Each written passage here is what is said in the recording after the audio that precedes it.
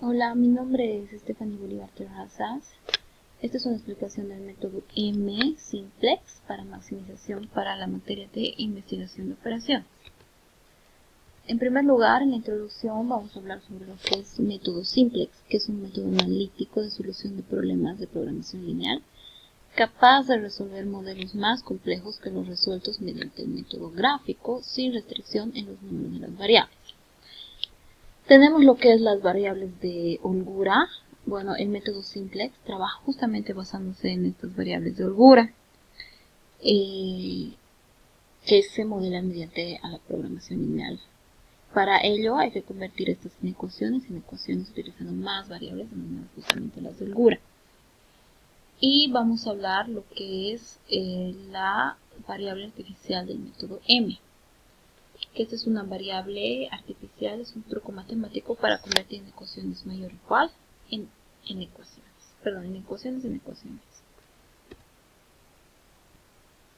Tenemos lo que es esta tabla, donde tenemos el tipo de restricción del lado izquierdo, como se puede ver acá, y el tipo de variables que se va a agregar en cada restricción. Por ejemplo, si tenemos en la restricción menor o igual, vamos a agregar lo que es un más s. Si tenemos un mayor o igual, vamos a agregar lo que es menos s o más r. Y si tenemos un igual, vamos a agregar lo que es un r. Para continuar, que sea más fácil de entender, vamos a tener un ejemplo. Se desea maximizar la función objetivo que está acá, la función objetivo z, que es igual a 2x1 más 3x2 menos 5x3. Tenemos nuestras restricciones, que son estas dos de acá. Tenemos lo que es x1 más x2 más x3 es igual a 7. Tenemos la otra restricción que nos dice que es 2x1 menos 5x2 más x3 mayor o igual a 10. ¿Qué es lo que hacemos en este caso? Vamos a ir paso por paso explicando cómo se resuelve este tipo de ejercicios. Siempre tomando en cuenta que nuestras x tienen que ser mayor o igual a 0, ¿no? Vamos a tomar en cuenta lo que es las penalizaciones. Entonces, acá, en la primera restricción, tenemos x1 más x2 más x3, tenemos un igual a 7. Este igual nos dice, como pudimos ver en la tabla anterior, que tenemos que agregar un más r. Entonces acá vemos que agregamos el más r, ¿no? Más r1. En este otro caso, en la restricción número 2, tenemos un 2x1 menos 5x2 más x3 mayor o igual a 10. También podemos observar en la tabla anterior que cuando tenemos un mayor o igual a 10, tenemos que agregar un menos s y un más r. Es por eso que en este caso tenemos un menos s1 más r2, ¿no? Entonces nuestro primer paso también consta de despejar lo que es r1 y r2 de dichas ecuaciones. Y vamos a llamar a r1 x es la ecuación número 1, perdón, y r2 la ecuación número 2. Bueno, siguiendo con el ejemplo, tenemos el paso número 2. El paso número 2 consiste en aumentar en la función objetivo lo que es esta variable m.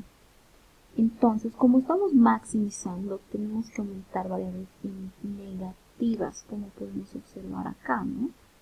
Que es menos mr1 y menos mr2. Y esto nos va a dar lo que es la ecuación número 3. Y bueno, haciendo un poco de álgebra, vamos a reemplazar la ecuación 1, la ecuación 2 en la ecuación 3. Y como les dije, ¿no? Hacemos un poco de álgebra y bueno, un montón de cosas. Y nos quedaría nuestra última ecuación, que sería el paso número 3. Bueno, el paso número 4 es armar lo que es la tabla Simplex con las variables de holgura, la variable artificial del método M. Lo que no expliqué mucho para que se entienda es que estas variables se suman, bueno, con eso se suman a las restricciones y su coeficiente M se lo denomina método M porque es una M muy grande, que significa que es poco atractivo para la función objetivo y nos sirve justamente para que sea más exacto, o sea, más eficiente en el resultado. Bueno, Nuestra tabla simplex queda así. En la parte de arriba tenemos lo que es las variables, que es z, x1, x2, x3, s1, r1 y r2, y el lado derecho, ¿no? Que es lo que viene después de la igualdad. Y en este caso tenemos f0, f1 y f2, que van a representar lo que es también nuestras filas, ¿no? Donde vamos a poner todos nuestros datos para poder resolver bien el ejercicio. Bueno, en este caso, en la última ecuación que vimos, justamente vamos reemplazando en lo que es esa ecuación, ¿no? Que bueno, nos daría en z1, x1 menos 2 más 3m, que son los, como decía, que son los coeficientes de cada variable. Y en este caso, en f1 ponemos lo que es la primera restricción, con sus respectivos coeficientes, y f2 lo mismo, ¿no? Para el paso número 5 vamos a escoger lo que es la columna pivote. Se escoge, bueno, las columnas pivotes justamente para que tengamos como un resultado más eficiente. Y bueno, son los pasos que se siguen para poder resolver el método simplex con la variable m. En este caso vamos a escoger el valor de m más negativo. Como estamos hablando de maximización, en este caso sería menos 3m, ¿no? Que es mucho menor que más 4m y mucho menor que menos 2m. Que es mucho menor que m, ¿no? Bueno, no tenemos mucho más. No se toma en cuenta lo que es la... No se va a tomar en cuenta lo que es la fila z. Para minimización, bueno, se toma la variable más positiva. Pero en este caso estamos haciendo lo que es maximización, perdón. Una vez que escogemos esto, nos vamos al siguiente paso. Bueno, el paso número 6. En el paso número 6 vamos a escoger el número menor de una división para el elemento pivote. ¿A qué división me estoy refiriendo? Es a la división del lado derecho que tenemos acá entre la fila pivote, entre cada elemento de la fila pivote. Cabe recalcar que no debemos tomar lo que es números negativos. En este caso, este queda automáticamente desechado. Eso siempre.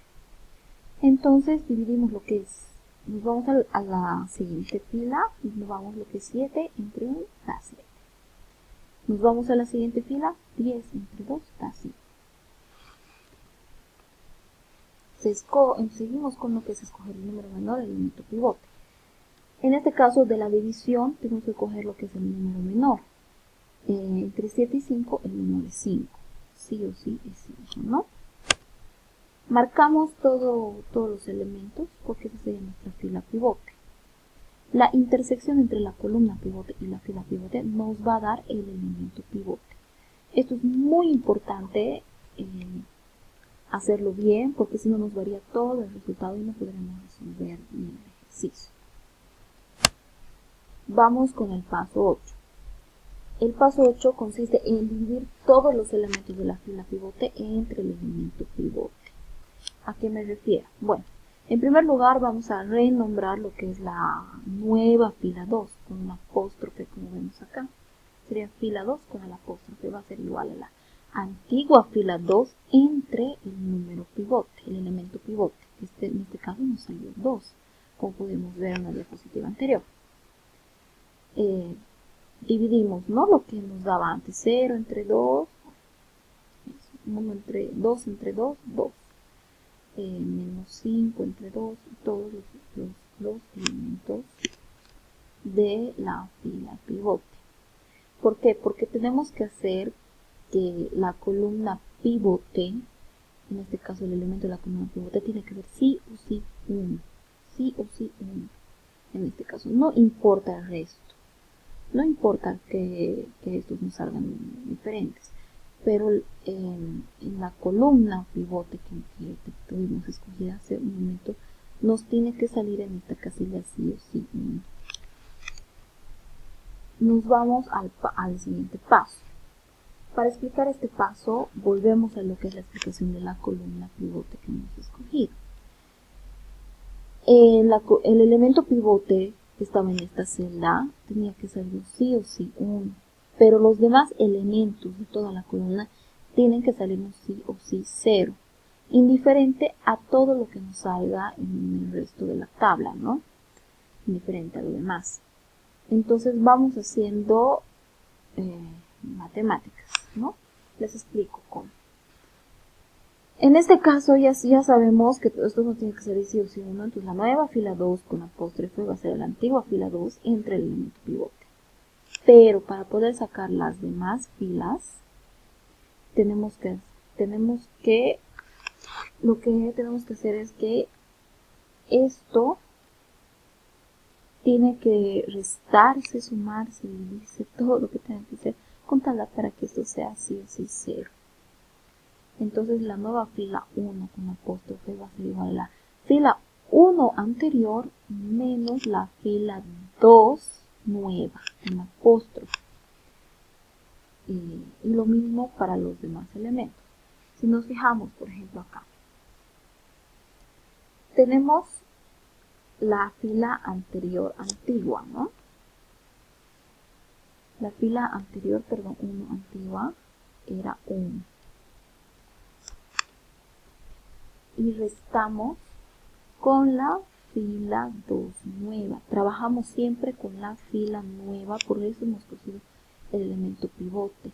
Siempre se trabaja con la fila nueva que escogemos, que tenga el 1 del elemento pivote en la celda pivote. El siguiente paso, una vez que ya hemos llenado toda la tabla, ¿no? Justamente acá haciendo matemáticas para que esto salga 0. El siguiente paso es volver a repetir el procedimiento. ¿Por qué? Porque todos los elementos de acá tienen que ser positivos. Todos los elementos de la fila sub 0 tienen que ser positivos. Justamente para maximización. Es ahí donde terminamos el ejercicio. Entonces repetimos. Acá en este caso, ¿por qué pongo ojo, no? Primero elegimos lo que es la columna pivote, como ya había explicado un paso anterior. La columna pivote se la escoge tomando en cuenta la variable básica más negativa. En este caso, la variable básica más negativa, que está acompañada por la m, va a ser menos 7 medios. M. No, porque menos 7 medios, 3 menos 3.5. Esto es menos 0.5, menos 0.5, bueno, esto es positivo. No se toma en cuenta lo que es el lado derecho, ojo. Solo se toma en cuenta todo lo que es de las variables de acá, ¿no? Esto ya es del lado derecho. ¿Por qué elijo directamente esta? ¿Y por qué acá no se toma en cuenta? No se toma en cuenta. Porque si nos ponemos a ver, este número dividido entre este, indiferente cuál sea el resultado, nos va a dar un negativo. Este no se lo toma en cuenta porque tiene lo que es la variable m. Entonces esto nos va a dar negativo, ya no lo tomamos en cuenta porque como anteriormente dije, no se toma en cuenta lo que son números negativos. Entonces directamente elegimos este como nuestra fila pivote. Y ya sabemos que la intersección de ambos va a ser el nuevo elemento pivote, ¿no? Hacemos lo mismo, ¿no? Para escoger la fila pivote que nos sirve justamente para poder llenar ambas filas, tenemos que hacer que sea justamente la celda donde se escogió el elemento pivote, tiene que ser sí o sí 1. Y las demás celdas tienen que ser sí o sí 0, ¿no? Y estas se logran tener el 0 justamente haciendo operaciones matemáticas utilizando la nueva fila pivote que tenemos acá, ¿no? Bueno, son los resultados. Entonces, ¿qué pasa acá? Nos estamos dando cuenta que acá todos ya son positivos, enfrente de este, no tomamos en cuenta este. este ya llega a ser positivo, positivo, positivo. ¿Por qué? Porque necesitamos saber cuál